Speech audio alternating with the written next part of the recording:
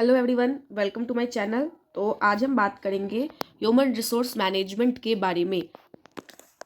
Human resource management सुन के क्या लग रहा है? Human resource management, HRM full form तो ऑब्वियस सी बात है, आपको पता होगा। अगर आप ये सब्जेक्ट पढ़ रहे होंगे तो इसका फुल फॉर्म पता होना ही चाहिए। तो ह्यूमन रिसोर्स मैनेजमेंट, ह्यूमन इंसान, रिसोर्स मतलब कोई भी एसेट्स हो, फिर ह्यूमन एसेट्स हो या फिर मनी हो, ये सब रिसोर्सेज ही कहलाते हैं। अब आता है मैनेजमेंट। अगर आप BBA होंगे या BCom होंगे, कोई भी सब्जेक्ट से बिलोंग करते होंगे, मैनेजमेंट का मतलब तो पता ही होगा, मैनेज करना किसी भी चीज़ को। अगर हम किसी भी चीज़ को मैनेज करते हैं तो मैनेज करने का कुछ तो उसका प्रोसेस होगा ना, कैसे मैनेज करेंगे, तो वही आता है। मतलब इंसान के रिसोर्सेज को मैनेज करना। ये क्वेश्चन पूछा जा सकता है BBA के जो एग्जाम्स होने वाला है थर्ड सेमेस्टर का, उसमें कि ह्यूमन रिसोर्स मैनेजमेंट होता क्या है, क्योंकि ये चैप्टर का ही नाम है ह्यूमन रिसोर्स मैनेजमेंट। तो ऑब्वियस सी बात है, ये सवाल तो पूछा ही जाएगा कि what is human resource management. या फिर अगर ये सवाल नहीं भी पूछता है तो ह्यूमन रिसोर्स मैनेजमेंट के प्रोसेस पूछ लिए जाएंगे। तो अगर उसके प्रोसेस पूछे जाते हैं कि इंसान को हम कैसे चुनेंगे, तो उसमें रिक्रूटमेंट डाटा सिलेक्शन आता है, तो आपको उसमें ये भी तो बताना पड़ेगा कि ह्यूमन रिसोर्स होता क्या है। तो ये बेसिक टर्म है जो आपको पढ़ना ही पड़ेगा। ह्यूमन रिसोर्स मैनेजमेंट मतलब बस इंसान को मैनेज करना, इंसान के अंदर जो एबिलिटी है उसको मैनेज करना। अगर हम BCA के स्टूडेंट हैं तो फिर कंपनी मुझे मार्केट में तो नहीं भेजेगी ना मार्केटिंग करने के लिए, वो मुझे कोडिंग करने के लिए भेजेगी, वो मुझे डिजिटल मार्केटिंग करने के लिए भेजेगी, वो मुझे जो भी हमारे लैपटॉप के काम उन पे भेजेगी, क्योंकि उनको मार्केट का नॉलेज है नहीं, उन्होंने मार्केटिंग पढ़ा नहीं है, उन्होंने कोडिंग पढ़ा है, उन्होंने बीटेक करा है, उन्होंने सॉफ्टवेयर इंजीनियर का सॉफ्टवेयर वाली चीज़ों का नॉलेज है, तो वो नहीं जा सकते। और सेम हमारे साथ भी, अगर हमने BBA कर रखा है तो हम कोडिंग नहीं कर सकते। तो बस वही है, सही इंसान को सही जगह पे सही टाइप के काम पे रखना। अब देखिए, ह्यूमन में सब आ सकते हैं, बॉयज़ गर्ल्स, एवरी ह्यूमन। फिर रिसोर्सेज तो आपको बता चुके हैं। अब हम इसके ये डिफिनेशन पे आएंगे। ह्यूमन रिसोर्स मैनेजमेंट, तो सबसे पहला डिफिनेशन मतलब एक डिफिनेशन बस आपको इसका मतलब समझना है, उसके बाद डिफिनेशन तो आपके ऊपर है कि आपको बनाना है। मैंने बहुत सारे डिफिनेशंस बनाए हैं ताकि आप लोगों को समझने में ईजी हो। पहला, human resource management is a process of making efficient and effective use of human resource to achieve their organize. जो बात मैंने ऊपर बताया सेम चीज़ है। ह्यूमन के रिसोर्स को मैनेज करना है, ह्यूमन के रिसोर्स को इतना इफिशियंट और इफेक्टिव बनाना ताकि वो ऑर्गेनाइजेशन के गोल अचीव करे। अभी हम ह्यूमन को चुन रहे हैं तो क्यों चुनेंगे? ताकि वो जो मेरा ऑर्गेनाइजेशन का, मेरी कंपनी का जो ऑब्जेक्टिव है उसको पूरा कर सके। आप लोग बोल रहे हैं इफिशियंट और इफेक्टिव का क्या मतलब होता है, तो इस पर भी बात कर ही लेते हैं। इफिशियंट का मतलब होता है कम रिसोर्सेज के साथ कम पैसा लगा के अपने चीज़ों को, अपने काम को मैनेज करना। और इफेक्टिवली का मतलब होता है कि उसमें मेरा टाइम भी कम लगना चाहिए। तभी एक ऑर्गेनाइजेशन को इफेक्टिव और इफिशियंट बोला जाएगा, जब उसमें कॉस्ट भी कम लगेगा, रिसोर्स भी कम लगेगा और टाइम भी कम लगेगा। जब ह्यूमन रिसोर्स की बात कर रहे हैं तो ये किससे डील करेगा? क्या ये फर्नीचर से डील करेगा? बिल्कुल भी नहीं। क्या ये मतलब व्हीकल से डील करेगा? नहीं। ये किससे डील करेगा? तो ये डील करेगा पीपुल एट वर्क। ये किससे डील करेगा? पीपुल एट वर्क मतलब काम से। काम किसके? इंसान के काम से बस डील करेगा। The relation between an entrepreneurship मतलब कि इंटरप्राइजेस। अब ये किस किसका रिलेशन बताएगा? क्या फर्नीचर का रिलेशन बताएगा? नहीं। ये बताएगा रिलेशन इंसान का, वो भी किससे? इंसान का रिलेशन बताएगा एक ऑर्गेनाइजेशन से जहाँ पे वो काम कर रहा है, उससे उसका रिलेशन कैसा है, अच्छा है, बुरा है, जो भी चीज़ है वो बताएगा। तो पहला डिफिनेशन हो गया कि इफेक्टिव और इफिशियंट यूज में ये हमारा ऑर्गेनाइजेशन का गोल अचीव करवाता है। फिर ये क्या करता है? पीपुल को वर्क पे, पीपुल कैसे है उस पर पूरा कॉन्सेंट्रेट करता है। फिर क्या करता है? एक ऑर्गेनाइजेशन के अंदर इंसान का क्या रिलेशन है एक ऑर्गेनाइजेशन से, वो बताता है। HRM is an art of managing people at work in such manner that they give their best in the organisation.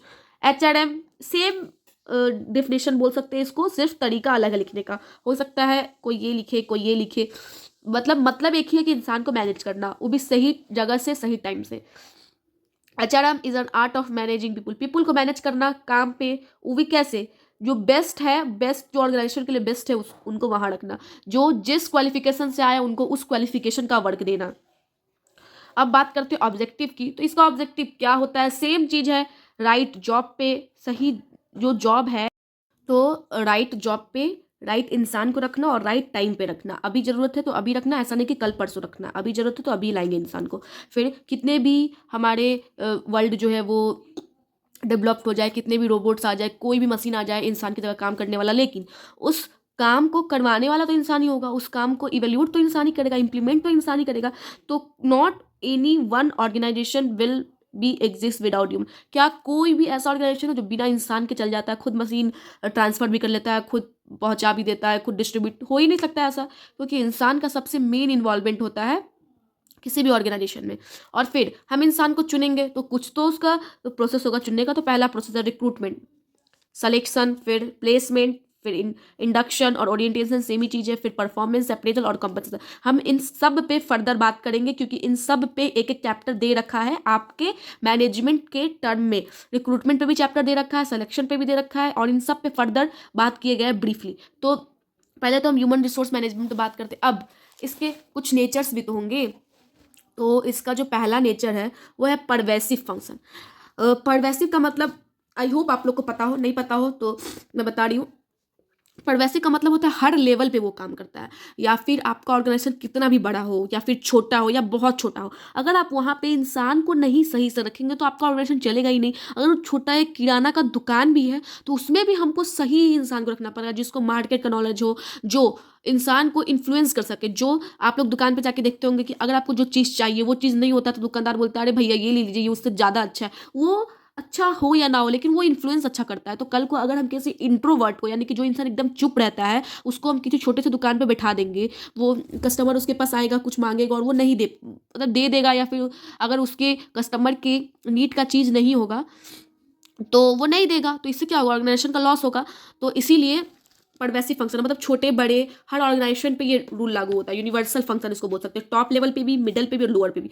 फिर concern with people at work और and relation and their relation, ये तो बात कर चुके हैं ऑलरेडी डिफिनेशन में कि ये किस पे ध्यान देता है, पीपुल पे। वो भी कब, जब वो एक ऑर्गेनाइजेशन में काम कर रहे हो और उसके रिलेशन पे, मेरे और आपके बीच क्या रिलेशन है और एक ऑर्गेनाइजेशन के अंदर वो कैसे काम कर रहा है। फिर एक कंटिन्यूअस प्रोसेस है, ऑनगोइंग प्रोसेस। अगर हम इंसान को रख दिए, इंट्रोवर्ट इंसान को या फिर कोई भी इंसान को काम पे, तो उसको हम सिखाएंगे तो हमेशा उसको हम हमेशा मैनेज करते रहेंगे। एक बार मैनेज करके छोड़ेंगे तो नहीं, उसको हमेशा सिखाते रहेंगे ऐसे काम करना है, वैसे काम करना है। तो वो ऑनगोइंग प्रोसेस है, कंटिन्यूअस हमेशा होते रहेगा, हमेशा हम इंसान को मैनेज करेंगे, एक बार करके छोड़ेंगे नहीं। फिर एक ये एक वाइड कॉन्सेप्ट, मतलब बहुत बड़ा कॉन्सेप्ट है। आप लोग 12th में पढ़े होंगे बीएसटी में कि स्टाफिंग जो है वो इसका छोटा सा कॉन्सेप्ट है बस, और स्टाफिंग का एक बड़ा सा कॉन्सेप्ट बोल सकते हैं, वो होता है ह्यूमन रिसोर्स मैनेजमेंट। मैंने बहुत सारे बुक से और मेरे जो क्लास में मैम पढ़ाती है उनके नोट्स से मिला के इतने अच्छे से नोट्स बनाए। आई होप आप लोग को समझ आ रहा हो। It includes a series of activities. Wide concept है तो बड़ा कॉन्सेप्ट, तो इसमें क्या क्या आता है, तो मैन पावर, रिक्रूटमेंट आता है, प्लानिंग आता है, सिलेक्शन आता है। तो ये सब आप उनके प्रोसेस में लिख सकते हैं। फिर ये फ्लेक्सिबल होता है, कुछ भी चीज़ दिक्कत होगा तो इंसान को हम चेंज कर सकते हैं। फिर फ्यूचर ओरिएंटेड होता है। हम ये सब चीज़ करते क्यों, इंसान को मैनेज क्यों करते, ताकि हमारा फ्यूचर में जो ऑर्गेनाइजेशन का प्रॉफिट हो या फिर जो गोल हो वो। अब हम बात करेंगे ऑब्जेक्टिव की। तो हम लोग ह्यूमन रिसोर्स मैनेजमेंट का ऑब्जेक्टिव क्या है, मतलब उद्देश्य क्या है, करते क्यों है, क्योंकि इससे क्या होता है कि ऑर्गेनाइजेशन का तो गोल अचीव होता है, प्लस में प्लस पर्सनल भी होता है। अगर ह्यूमन को बोल दिया जाए कि आप एक दिन में 20 यूनिट प्रोड्यूस करिए, और अगर आपका महीने मंथ में 400 यूनिट या 600 यूनिट होता है तो आपका प्रमोशन होगा, या फिर आपको फ्रेंच बेनिफिट्स मिलेंगे, आपको यहाँ घूमने का मौका मिलेगा, आपकी फैमिली को सिक्योरिटी मिलेगा, आपको रूम अलॉट किया जाएगा पर्सनल। तो ये सब क्या होता है, पर्सनल नीड सेटिस्फाई हो रहा है। प्लस में अगर वो 400 प्रोडक्ट बना रहा है तो इससे कंपनी का भी तो, ऑर्गेनाइजेशन का भी तो नीड सेटिस्फाई हो रहा है। अगर वो 400 प्रोडक्ट बना रहा है पूरे दिन मेहनत करके, वो क्यों मेहनत कर रहा है, क्योंकि उसका पर्सनल गोल सेटिस्फाई, उसको रूम मिल रहने के लिए, उसके फैमिली को सिक्योरिटी मिले, लेकिन उससे क्या होता है, ऑर्गेनाइजेशन को भी फायदा होता है। इसीलिए फिर सेकंड है to ensure that the availability of right person, मतलब सही इंसान को सही जगह पे सही टाइम पे रखना। फिर क्या करता है, अगर हम आज बीसी वाले बच्चे को मार्केटिंग लाइन में भेज देंगे या फिर बीटेक वाले को जिसको कोडिंग करना है, तो क्या होगा, इससे मेरा टाइम बर्बाद होगा, ह्यूमन का रिसोर्स बर्बाद होगा। मतलब वो इंसान उस चीज़ के लिए एबल है ही नहीं, तो उसको वो काम करने के लिए तो टाइम तो वेस्ट होगा ही, उसका रिसोर्स वेस्ट होगा। तो इससे भी हमको बचाता है। फिर यह हमको गलत इंसान चुनने से बचाता है कि सही इंसान को चुनेंगे। हेल्प्स टू अचीव ऑर्गेनाइजेशनल गोल को बहुत इफेक्टिव और इफिशियंसी के लिए अचीव करने के लिए बोलता है। अब आप सोच रहे होंगे ये इफेक्टिव और इफिशियंसी इतने देर से बोल रहे हैं, उसका मतलब बताइए नहीं। तो देखिए, इफिशियंसी का मतलब होता है, अब देखिए यहाँ पे सी है ना, याद करने का एक तरीका सी है, तो कॉस्ट कम लगता है और रिसोर्स कम, मतलब ऑप्टिमम यूटिलाइजेशन ऑफ रिसोर्स, कम रिसोर्स में हम अच्छा प्रोडक्ट देंगे। फिर इफेक्टिवली की बात करेंगे, यहाँ पे टी है तो टाइम, कम टाइम लगेगा, सिंपल सा चीज़ है। अब हम बात करते हैं इसके इंपॉर्टेंस की। तो इसका इंपॉर्टेंस होता है कि नीडेड इन बोथ, नए और पुराने हर ऑर्गेनाइजेशन में इंसान को मैनेज करना हमारा कर्तव्य है, मतलब हमारा काम है। फिर इफिशियंट और इफेक्टिव यूटिलाइजेशन ऑफ सेम चीज़ है। फिर राइट पीपल को राइट जॉब पे सेम चीज़ है। Advertisement of individual organisational goal का जिक्र करता है, सेम चीज़ है। Optimum utilisation of human resource same चीज़ है, अभी जो बताए, जो भी ऑब्जेक्टिव बताए। फिर filling job with competent person, मतलब सही इंसान से हमको अपना कंपनी को भरना है, गलत इंसान से नहीं भरना है। तो नाउ इस मतलब इंसान को जब हम सेलेक्ट करेंगे तो कुछ तो प्रोसेस होगा। सबसे पहला प्रोसेस है मैन पावर प्लानिंग। मतलब हम इंसान को तो बुलाएंगे, लेकिन पहले हम जानेंगे तो कि हमको कितना इंसान का ज़रूरत है। तो इसमें दो चीज़ आता है, वर्कलोड और वर्क फोर्स। वर्कलोड में हम जानते हैं कि हमको कितना इंसान का ज़रूरत है, ठीक है। और वर्क फोर्स में हम जानते हैं मेरे यहाँ कितना इंसान अवेलेबल है, ठीक है। उसके बाद रिक्रूटमेंट पे आते हैं, फिर इंसान को बुलाएंगे, फिर सेलेक्ट करेंगे, फिर उसको जॉब दे देंगे, प्लेसमेंट दे देंगे। फिर वो जब प्लेसमेंट होगा उसका, उसके बाद उसको बुलाएंगे कंपनी में, हर इंसान से उसका इंट्रोडक्शन कराएंगे, क्योंकि वो किसी और कल्चर से आया होगा, फिर वो उसको अच्छा नहीं लगेगा अगर उसके पास जो इंसान होगा उससे उसका अच्छा बॉन्ड नहीं होगा तो, क्योंकि फॉर्मल और इनफॉर्मल दोनों कम्युनिकेशन एक ऑर्गेनाइजेशन के अंदर बहुत ज़रूरी है। फिर ट्रेनिंग उसको देंगे। इस ट्रेनिंग में इसके जो फैमिलियर कलीग्स होंगे ये इनका बहुत हेल्प करेंगे, इसीलिए इनको ओरिएंटेशन देना बहुत ज़रूरी है। फिर उन जो ट्रेनिंग मिलेगा उसके बाद जो उनका डेवलपमेंट होगा, वो काम करना शुरू करेंगे, उसके हिसाब से उनकी प्रशंसा भी करेंगे, उनको बोलेंगे भी, उनको एक बेंचमार्क सेट करके देंगे कि हाँ आपको इतना बेंचमार्क सेट किया गया, आप इतना प्रोडक्शन कंपनी मतलब इतना बिस्किट्स बना के दिखाइए, फिर इतना काम करके दिखाइए। फिर उनका प्रमोशन करेंगे अगर वो अच्छे से काम करती है तो, और फिर उनको कंपनसेट करेंगे, मतलब बोनस देंगे, और फिर फ्रेंच बेनिफिट्स देंगे उनको ट्रिप घुमाएंगे कि हाँ आपने इतना काम किया है तो आप उसके बदले आपको इतना चीज़ मिलेगा। तो ये था ह्यूमन रिसोर्स मैनेजमेंट के प्रोसेस। इंपॉर्टेंस भी आप लोगों ने देखे, ऑब्जेक्टिव देखे, नेचर्स देखे, और ह्यूमन रिसोर्स होता क्या ये देखें, ठीक है। अब हम इन सब पे फर्दर बात करेंगे, recruitment, selection, placement, orientation, training, performance, सब चीज़ पे बात करेंगे। तो इस वीडियो में इतना ही। नेक्स्ट वीडियो में आपको रिक्रूटमेंट मिलेगा जो कि अभी थोड़ी देर में आ जाएगा। Thank you. अगर आप लोग के कुछ भी क्वेरीज है, कुछ भी क्वेश्चंस है तो आप लोग कमेंट सेक्शन में पूछ सकते हैं।